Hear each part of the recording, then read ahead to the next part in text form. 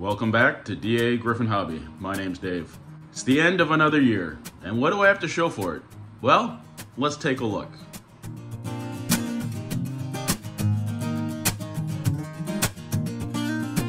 Well, it's the end of 2023, and I can't believe another year has come to a close. There are a couple of videos I've done the last couple years at the end of the year that I guess I just wasn't prepared for this year, and I don't have the time to get those together for today's video. So I was thinking, let's just do a quick recap of what I've accomplished and what I can remember at the moment.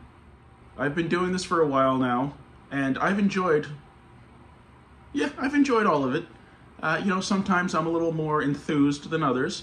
The last couple weeks I've not really felt really inspired to work on the trains, and I'm hoping that passes soon. But I've been thinking back about the year, and I was wondering, do I have any regrets from this year? Any purchases I shouldn't have made, things like that.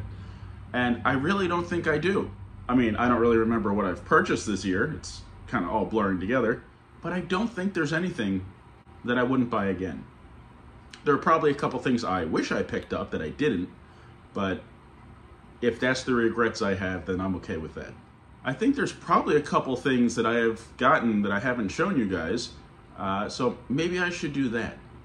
One of the things I received this year was a small collection that had belonged to my buddy George. He had passed away a while back, and his kids wanted me to have the trains and do something with them, and I just haven't had the time to, but it is something that I hope to get working on pretty soon. What I have here is a 2026 in pretty rough shape. Front's broken, missing some wheels, a lot of rust, some damage to the pickup. If I remember properly, it really didn't run. So this is a project I hope to get working on pretty early in the new year. I have a bunch of ongoing projects that I haven't been working on. My 2243s, I had done a video on a while back about wiring them to all run together, and they've been sitting on the shelf since. And that's okay, I'll get to it at one point. The mood will strike me one day, and I'll come out here and get that all fixed up.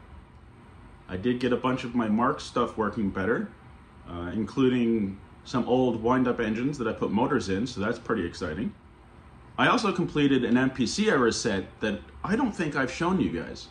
And I'm really happy to have this one, and I even managed to track down the extra car at a good price.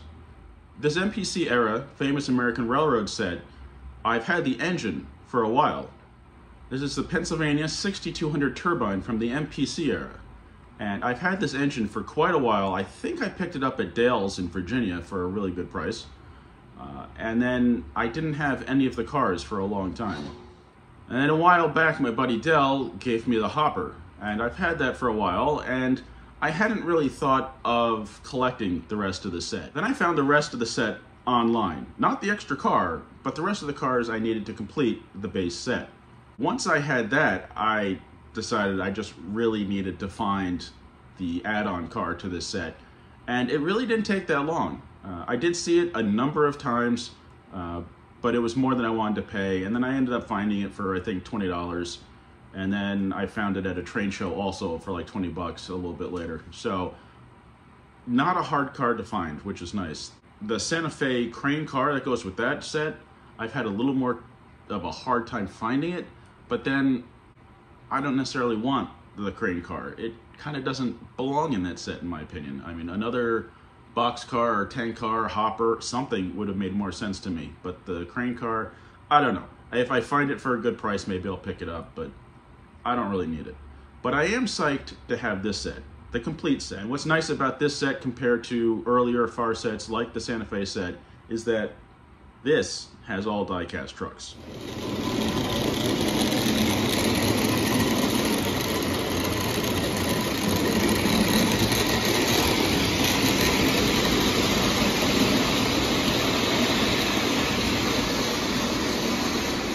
I just love that set. I've loved that engine since I picked it up, and I think it's one of the better MPC era steamers. It just runs smooth and strong, and if you happen to see one for a good price, I say pick it up.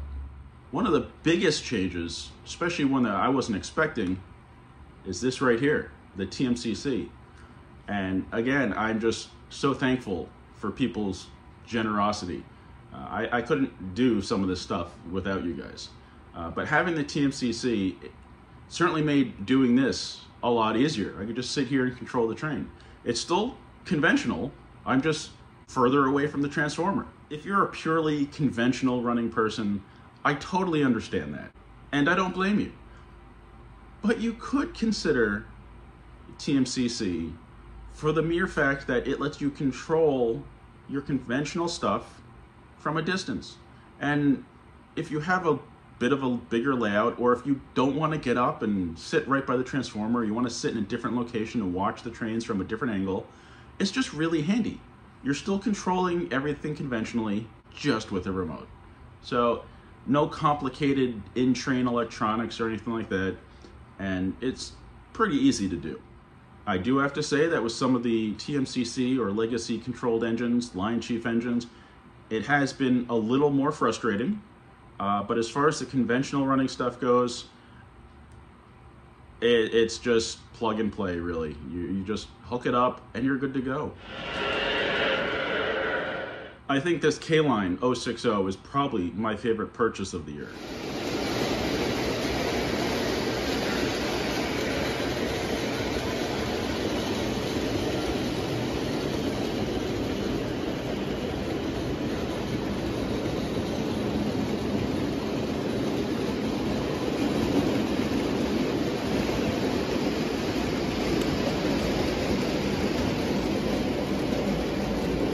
You might have noticed it wasn't chuffing when it pulled in, so I'm assuming there's something wrong with a switch somewhere, sensor, whatever they use in this model to make the chuffing.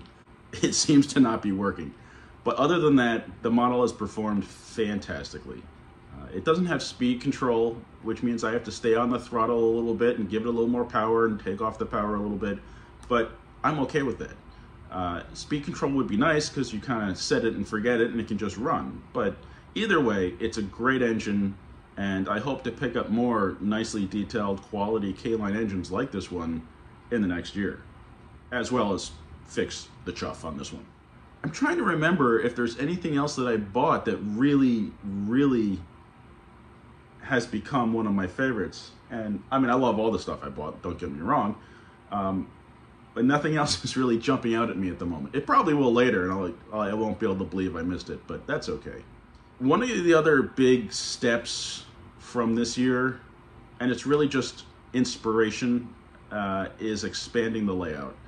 That's not something I had planned on doing. I really was going to use that space on the other side of the room for something else. I mean, it goes all the way back to the original design of the layout, was that 10 by 8 foot section of the room was going to be used for a different purpose.